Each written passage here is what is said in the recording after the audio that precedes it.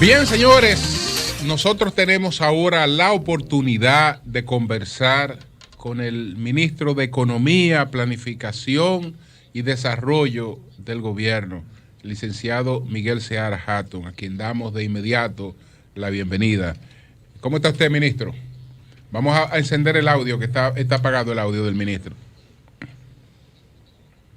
Sigue apagado el audio. Ahora sí. Ahora sí. Buen día. Buenos días, Miguel. ¿Qué tal? ¿Cómo están? Buenos días, ministro. Bueno, ministro, vamos a empezar con los escenarios que describe el Ministerio de Hacienda en su misiva al Congreso. Los escenarios de cómo estaríamos sin una reforma, con una reforma y haciendo algunos ajustes del gasto. Desde el Ministerio de Planificación y Economía, ¿cuál sería el escenario real del 2022? A ver, mira, no he visto la carta, los números, pero no he visto la carta. Creo que salió hoy, ¿no? Sí. Por lo menos reseña, he visto la reseña hoy. Sí. Mira, indudablemente el año que viene va a haber un déficit, eso es muy probable, no, seguro. El punto es cuál sería ese nivel y si se hace o no se hace la reforma fiscal. La reforma fiscal hoy día se necesita, sin embargo, no es el momento adecuado porque todavía el crecimiento, la recuperación de la economía no es lo suficientemente robusta. Apenas el mes de mayo fue que se registró una tasa de crecimiento positiva de 12 meses, aunque veníamos creciendo significativamente cuando se comparaba el mes corriente de este año con el del año pasado. Ya desde mucho antes, desde marzo, creo que se empezó a crecer, marcar una diferencia grande. Y hoy día prácticamente estamos muy cercanos al nivel más alto que había registrado el índice de actividad económica con anterioridad. Así que hasta que no esté la situación, una economía más robusta, más fuerte en su crecimiento, yo creo que habría que mantener la situación de posponer una reforma fiscal. Quizás para el año que viene, faltando todavía unos meses para que termine el año, tener una mejor situación y poder ya iniciar una negociación para el año que se negocia durante el año 22 para el año 23. ¿Qué tendríamos que tener? O sea, ¿qué niveles, qué variables para poder hablar de esa reforma, digamos, en el 2022? Mira, la idea sería que el crecimiento volviera a sus niveles de crecimiento de largo plazo, que es una cifra del 5%. Hoy día los modelos que hemos hecho, al 10 de junio se volvió a correr los modelos y los diferentes modelos daban entre 7 y 11%. O sea que, y los organismos multilaterales nos están dando 5, 6%. O sea que eso indicaría ya un crecimiento relativamente robusto, que recuperaríamos inclusive los niveles precrisis. Miguel, Jonathan Liriano de este lado, saludos. Jonathan, ¿cómo estás? Bien, los pilares, ¿en qué se basaría esa reforma que es necesaria y que todos los sectores de alguna manera tienen consenso sobre la necesidad de una reforma? ¿Cuáles serían los componentes fundamentales de esa reforma pendiente? Mira, a mí no me toca anunciar ese tipo de... No el contenido, sino los factores. No, indudablemente tiene que ser una reforma progresiva, una reforma que mejore la transparencia, una reforma que sea mucho más, menos complicada, o sea, simplificación de procesos, ese tipo de características que son generales, por lo menos en el discurso a lo que son las reformas fiscales. Y creo que aquí hay un compromiso claro en ese sentido. Pero ya medidas específicas y el momento le toca al presidente de la República y en todo caso el ministro de Hacienda es quien tiene que presentar la información. Ministro, el anunciado aumento de salario ha provocado inquietud en algunos sectores, especialmente en las pequeñas, medianas y microempresas, cuyos dirigentes han estado planteando, y hoy sale un comunicado de ellos, que para ellos es una situación muy difícil, que no hay un incentivo ni un plan del gobierno para las pymes propiamente dicho frente a esto, y que podría provocar, dicen ellos, alrededor entre un 40 y un 50% de quiebra de pymes si no hay un auxilio de ellas ante forzarlo a hacer un aumento salarial en este momento. ¿Qué piensa usted sobre eso? Bueno, no he visto las cifras, no he visto, perdón, este documento que tú me dices. Sí, salió hoy, está en todos los medios, sí. Sí, pero no lo he visto, realmente ahorita no pude leer los periódicos temprano en la mañana. Okay. Mira, eso fue resultado de un acuerdo. Participó Codopyme, un actor en ese proceso de discusión, y fue uno de los que empujó la reclasificación de las empresas. Así que, por lo menos, tengo entendido, y así, bueno, me lo han confirmado, porque sé que Codopyme participó, que es la federación más importante de pequeñas empresas, medianas empresas, y que no sé realmente a qué se refieren ellos. Ministro, perdón. ¿Qué cálculos tienen? ¿Qué cálculos que han hecho? No sé. Perdón, ministro, usted es economista que ha manejado históricamente esta situación. Realmente un aumento salarial frente a la situación de las pymes, ¿no piensa, o sea, ya no solo el funcionario, digo el economista, que ante una situación como esta, la realidad de las pymes debería haber algo especial, porque forzarla a un aumento salarial en medio de esta situación no es complicado? El micrófono se le cerró, ministro. Sí. Ahora sí. Se le ha dado facilidades de crédito, se ha habido facilidades para poder colocar producción, ha habido muchas facilidades para el sector de las pymes y ha sido uno de los sectores más protegidos en esta crisis. Miguel Olimatos, Miguel, dos preguntas. La primera, hay gente que se siente, sobre todo actores de la economía, que sienten al gobierno lento a la hora de ejecutar el presupuesto. Sobre todo, algunas obras dicen que están presupuestadas y ven lentitud, como no saben si es cuál es la razón por la que está lenta la ejecución del presupuesto. La otra es, ¿se prevé un aumento en el sector privado, en el sector público, un aumento de salario para complementar los incremento de algunos de los productos de primera necesidad? Mira, para que haya un ajuste en el sector privado, en el sector público tiene que haber una reforma fiscal. Por lo menos por ahora eso no se ha contemplado hasta que no se dé la reforma fiscal. Sobre la ejecución del presupuesto. Si no hay. Sobre la ejecución del presupuesto, efectivamente, yo creo que la inversión pública ha sido relativamente lenta, ha reaccionado relativamente lenta. ¿Y por qué? Bueno, porque gastar bien es difícil. Es muy difícil en este país, dado la normativa que hay que cumplir. Por ejemplo, antes prácticamente no se sacaba el código SNIP, que es un código que garantiza la calidad de la inversión a través de los análisis de preinversión y de utilidad de las inversiones públicas. Hoy día se han hecho alrededor de como 160, ha sido necesario para la inversión pública otorgar como 160 códigos SNIP, cuando previamente el promedio era 20, 15. Es decir, todas las inversiones hoy día tienen su código SNIP, que es el código que garantiza que hay una inversión, que hay una preinversión y análisis de factibilidad. Hay que cumplir la ley 340 de compras y contrataciones. Eso hace bastante engorroso el proceso. No ha sido falta de recursos, la disponibilidad está ahí, pero para cumplir todo ese proceso ha sido bastante engorroso. ¿Y no han hecho diagnóstico de cómo agilizar esto ustedes, sobre todo en plan? Claro, ya inclusive hubo una ley que todos los nudos que se habían creado, nudos legales, que llamaba el presidente, situaciones en donde una misma licitación podía tener más de una persona, o licitaciones muy mezcladas que han hecho previamente, otorgamiento de obras, todo eso se ha ido limpiando poco a poco.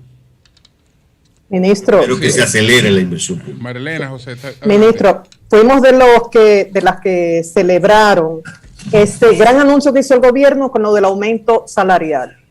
Ponerse de acuerdo todos, informar de una vez, en contraste con lo que habíamos visto yo creo que en los últimos 15 años, que cada vez que se convocaba el Comité Nacional de Salarios eran semanas y semanas, y los sindicalistas comenzaban con un 40 y pico % de petición, los empresarios 10 y tanto, y llegaban como a un 14% más o menos. Pero ese ánimo fue bajando en la medida que escuchamos versiones diferentes, como la del economista Jaime Aristi Escudero. ¿Qué dice el economista? Que muchos empleados se quedarán sin ningún incremento por el tema de la reclasificación y que el promedio realmente no es del 24.2%, sino, según sus cálculos, del 14%, que era más o menos lo que se lograba antes. Y me gustaría saber su opinión. Él habla de una publicidad engañosa en este sentido, de que algunos no recibirán aumento por la reclasificación, que el promedio es de un 14% y que es como una publicidad engañosa. Mira, yo no sé de dónde saca los números de él. Los números del gobierno, me parece una cifra exagerada. De verdad que no sé dónde la sacó. Los números del gobierno ya se han sido publicados, son bastante claros. Un aumento en la microempresa. El 13% de los empleados privados está en el sector de la microempresa. El 21% está en las pequeñas empresas. El 15% está en las medianas empresas y el 52% está en las grandes empresas. La media ponderada de un aumento en la microempresa fue un 11% y beneficia el 13% de los empleados. En la pequeña empresa fue un 20% y beneficia el 21% de los empleados. En la mediana el 59% y beneficia un 15%, y a la gran empresa fue un 19% y beneficia el 52%. Si tú sacas una media ponderada de eso, es un 24%. O sea, ahí no hay ningún problema de números.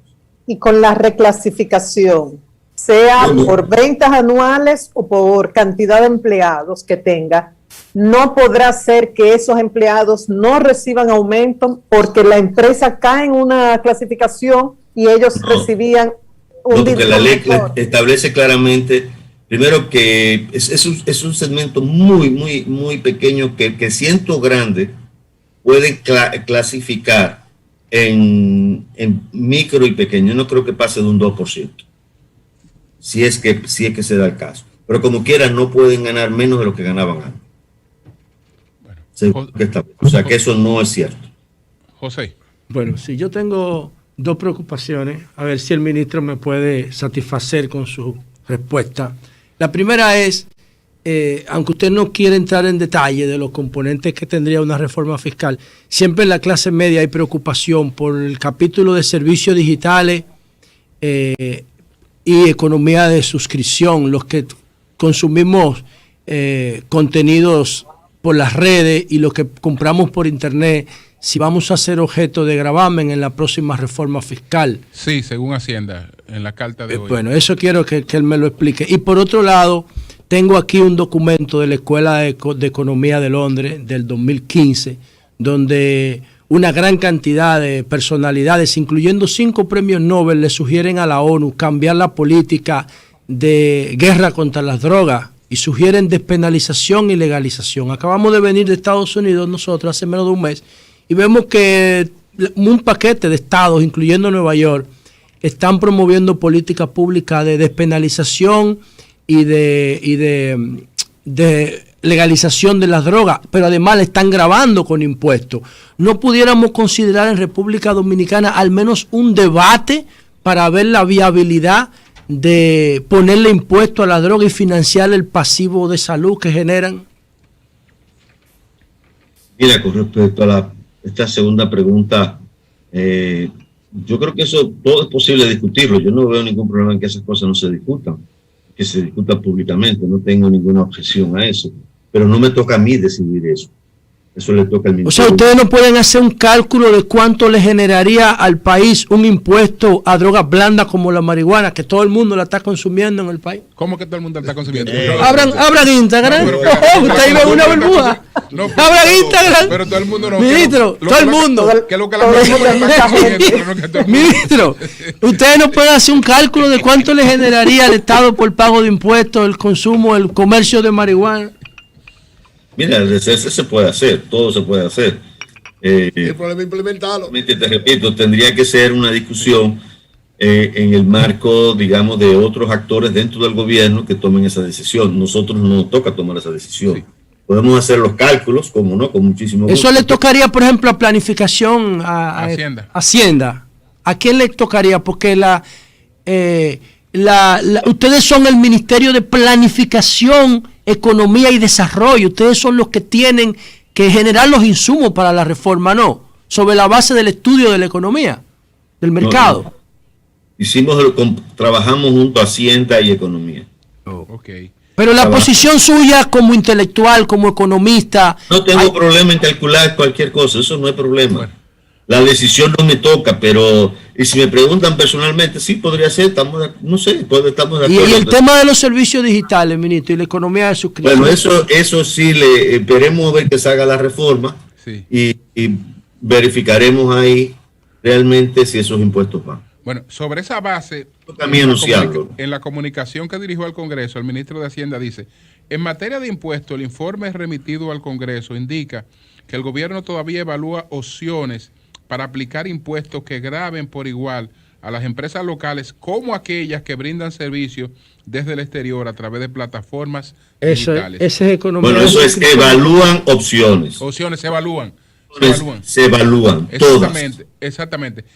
Todos los números, es el ejercicio que uno hace como economista. Uno evalúa todas las posibilidades. Netflix, Spotify, el anuncio aquel. Dice Hacienda que en un escenario sin reforma en el 22, entonces el país tendría que endeudarse por 341.116 millones de pesos, que serían un 6.1% del Producto Interno Bruto, y eso llevaría el déficit fiscal a 4.4% del PIB.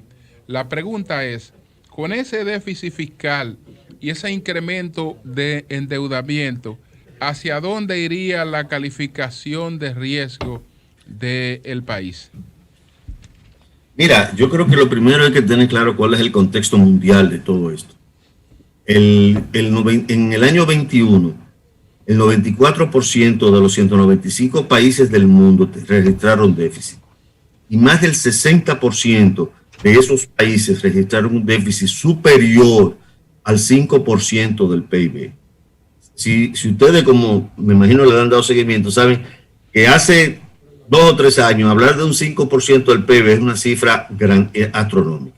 Bueno, Estados Unidos tiene un déficit este año, estuvo el año pasado del PIB, un déficit gigantesco, ¿no?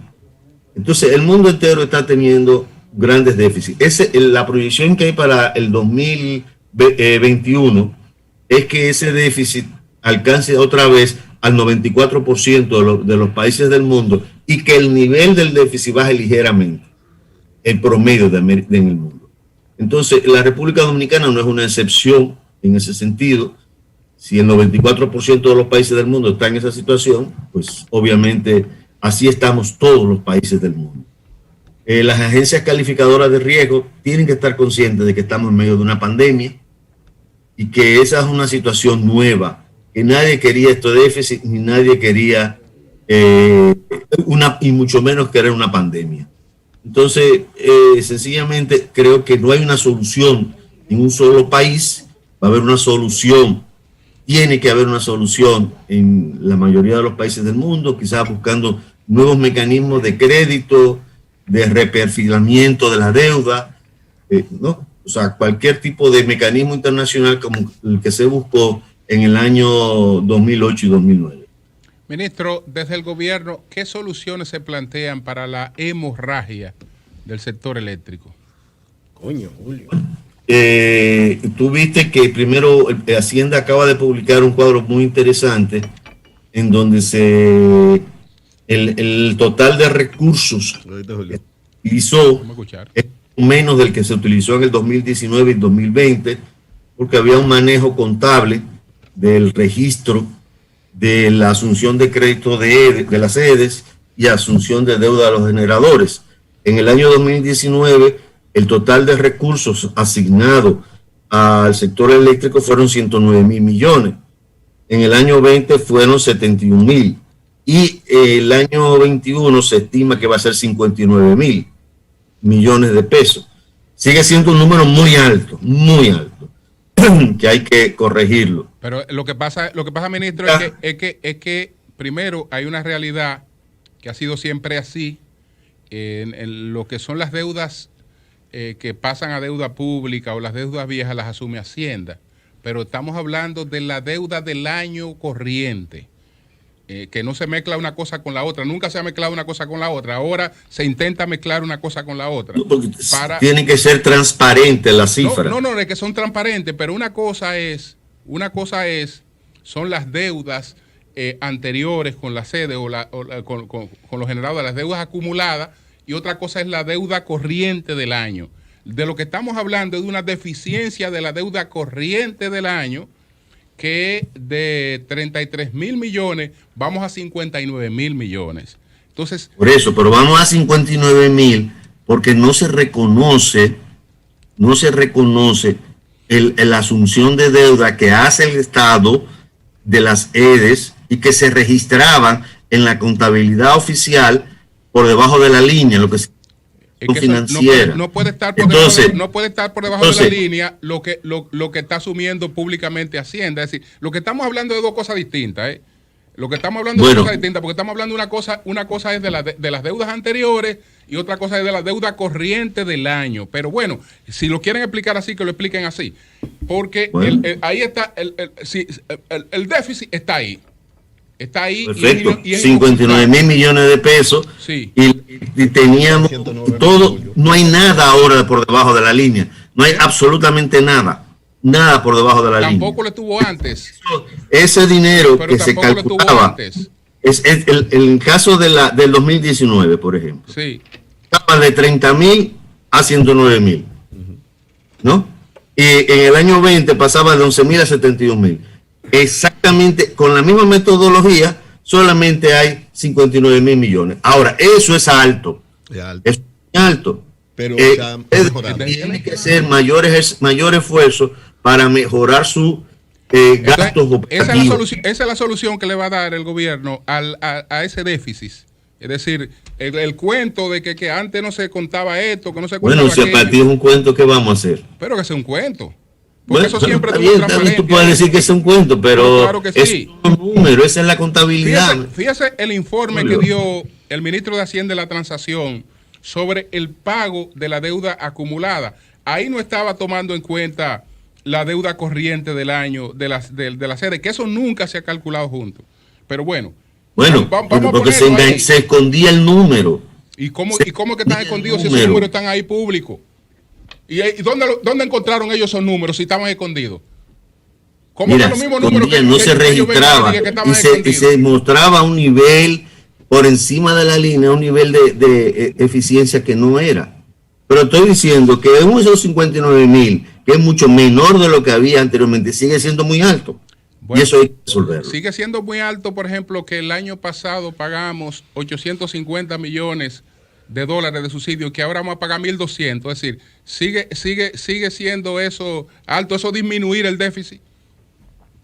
Bueno, no sé exactamente cuánto se está pagando ahora este año, tengo la cifra por aquí, no recuerdo exactamente, pero lo que te voy a decir que se está tratando de hacer un esfuerzo de disminuir los gastos operativos y mejorar el nivel de cobro. Ese es uno de los grandes desafíos. Ya por lo menos se ha estabilizado ese nivel de cobro. Lo que quiere decir, Miguel, es que la línea de crédito de las EDES era parte del subsidio. Era parte del subsidio. Y los pagos también. Lo pagaba el gobierno. Yo no sé cómo una línea de crédito puede ser parte de un subsidio. Claro, Julio, porque tú no entiendo. Yo no entiendo eso, porque una línea de crédito te subsidia. No, eso no es parte de un subsidio. Claro que sí. Eso es que no es dinero. Eso no es parte de un subsidio. Pero bueno, continuemos con la conversación. Ministro, ¿me permite leerle una inquietud de un televidente que se identifica? ¿Cómo no? Se trata de José Mateo Mota, él es de una pequeña empresa, tiene un laboratorio de análisis de agua, es alguien a quien conozco y reconozco el trabajo que hace, que es un trabajo de calidad. Él dice, las facilidades de financiamiento que dice el ministro no ha llegado a las pymes y cuando llega es con las condiciones de financiamiento normales del sistema bancario. Si por favor le puede responder.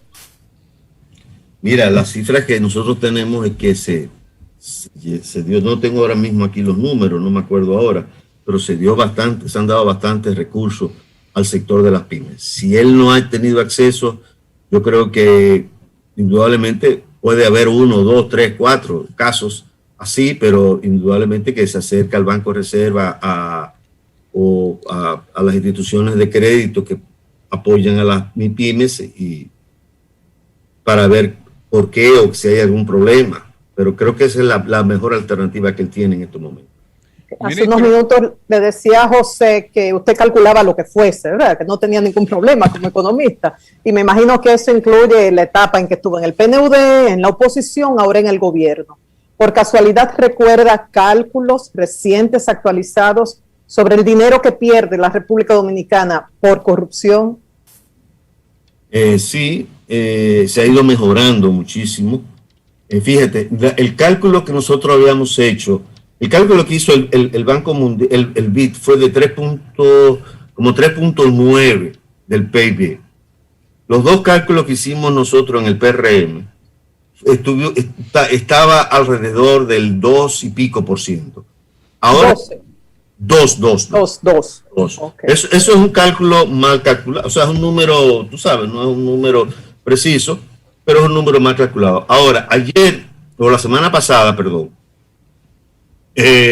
Rijo dio el dato de 77 mil millones de pesos que se estaban gastando mejor, ¿no? O sea, que se habían reducido de gastos superfluos y que se están gastando mejor.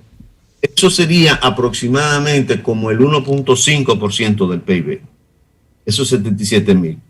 Es decir, nosotros, 2 y tanto, todavía falta mucho, pero eso es algo que se va descubriendo constantemente para mejorar la calidad del gas. Ministro, ha habido un ejercicio fuerte de mejorar la calidad del gas. A propósito de transparencia, ministro, ¿a qué tasa se recibieron los adelantos de los bancos? Los adelantos que se recibieron para reducir el déficit presupuestario, ¿a qué tasa se recibieron? No lo sé. Ah, caramba. No lo sé. No fue una cosa, no sé, realmente no lo sé. Pero sería importante, a propósito de transparencia, que ese dato se conociera. ¿Cómo no? Yo creo que si todos los datos públicos tienen que conocerse, no hay ningún problema en eso. Ok. Bueno, ministro, ¿qué está previsto para un relanzamiento de la economía? ¿Qué está previsto? Bueno, yo creo que la economía se está recuperando a buen ritmo. Como decía anteriormente, en el mes de mayo, ya el ritmo de crecimiento promedio del último año, de los últimos 12 meses, ya fue positivo, en un 2%. La perspectiva del año es que vamos a crecer por lo menos seguro por encima del 5%, ¿no? Una cifra que hay algunas estimaciones que llegan hasta el 11%, no creo que lleguemos al 11%, pero hay una muy buena recuperación. Hoy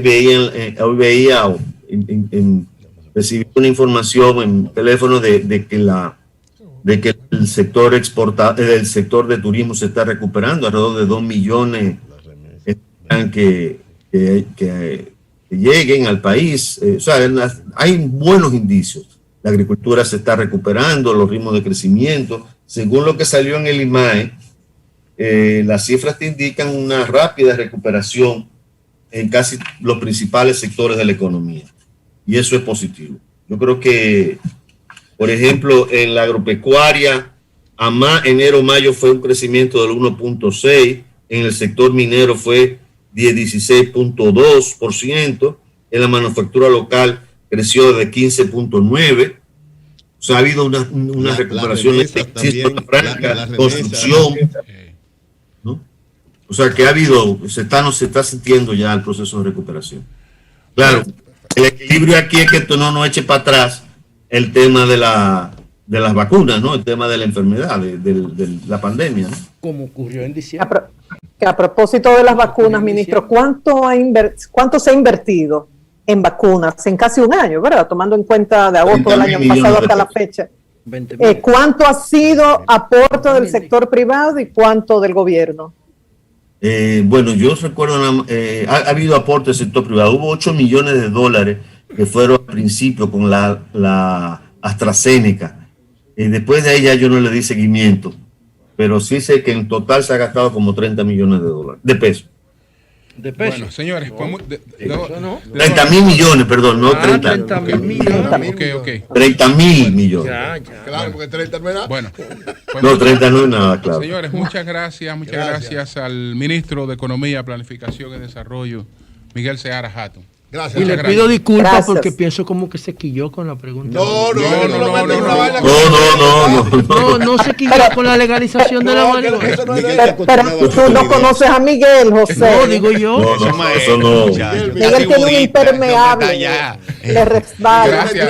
Tú no ves que Gracias. no dijo nada de la reforma fiscal porque él sabe que Gracias, eso no es de él. gracias, que es de gracias. otro. Ese hombre viene de caminar ahora Gracias, unos ministro. 4 Eury, kilómetros. Eury, relajado. no distorsiones. Él sí dijo. Él dijo que la reforma no puede No, ser no, este pero él no año. dio detalles, Que pero tendría eso que no ser lo para el año que contó. viene. Pero no me toca a mí, Eury, no me Ajá. toca a mí decirlo, es al presidente de la Por eso, República. pero que tú sabes lo que viene. Pero Yo lo voy yo no puedo poner más a decir lo que va a decir el presidente, Es verdad, imposible. tienes razón. Pero tú sabes lo que viene. Bueno, No, bueno, pues queremos ver. gracias, Si le gracias a Miguel Seara Hatton. Gracias, ministro. Gracias. Gracias, Muchas gracias. Ok. Cambio y fuera. Bye, bye.